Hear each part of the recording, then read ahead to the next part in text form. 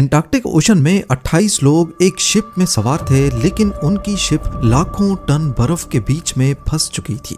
उनको एक ही जगह पर खड़े खड़े 7 महीने गुजर चुके थे। उसी दौरान एक रात उनको शिप के नीचे से एक जोरदार आवाज आई और साथ ही शिप एक तरफ को झुक गई। ऐसा मालूम हो रहा था जैसे किसी ने नीचे से शिप को जोर से धक्का देने की कोशिश की हो। इसके बाद जो हुआ वो उनके वहमो गुमान में भी नहीं था। नाज़रीन, एंटार्क्टिक ओशन जहां लहरें बिल्डिंग्स जितनी ऊंची, हवाएं 100 किलोमीटर पर आवर और पानी का टेम्परेचर इतना कम कि इंसानी जिस्म का खून जमने लगता है, इस ओशन में सफर करना मौत को गले लगाने जैसा ही है। ठंड और लहरों की वजह से बच भी गए तो पहाड़ों जितने बड़े बर्फ के तोदे आसानी से शिप को कुचलने की सलाहियत रखते हैं।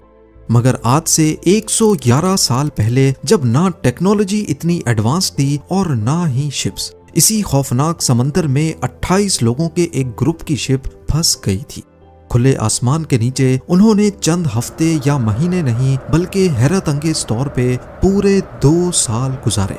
दूर दूर तक सिर्फ बर्फ, तूफानी हवाएं, खाने पीने की कमी और मदद बुलाने का कोई चांस नहीं। ये एक ऐसी सर्वाइवल स्टोरी है जिसे दुनिया ने नाम दिया है the greatest survival story of all time. इस स्टोरी के हीरो हैं सर अर्नेस्ट शैकलटन, जो एक एक्सप्लोरर थे और उनका मिशन था इंसानी जिस्म की ताकत का एंड्योरेंस टेस्ट करना। और इसी वजह से इन्होंने अपनी शिप का नाम भी एंड्योरेंस ही रखा था। उन्होंने अपनी जिंदगी में कई खौफनाक मिशंस किए थे।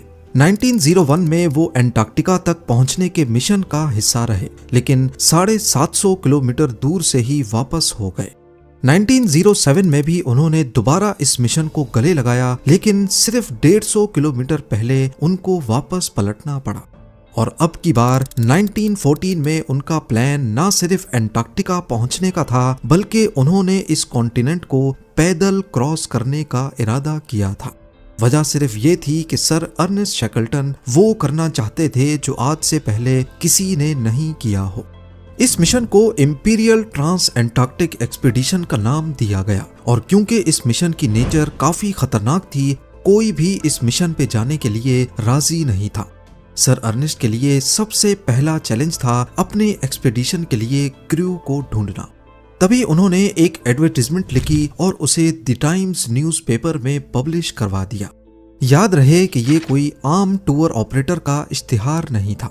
इसके शुरुआती अल्फाज थे man wanted for hazardous journey.